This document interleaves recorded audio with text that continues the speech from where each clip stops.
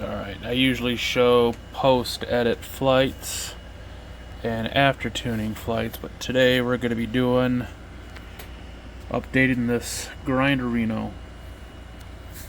So she has the Jhemcu 40 amp, but you know what? I'm going to try this 50 amp. It's got 6 UARTs instead of the standard 2. So I like options.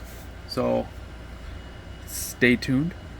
We're going to install this bad boy and see how she goes.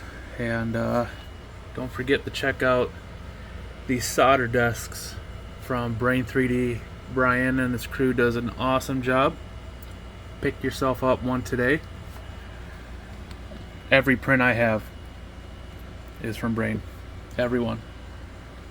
Alright, stay tuned.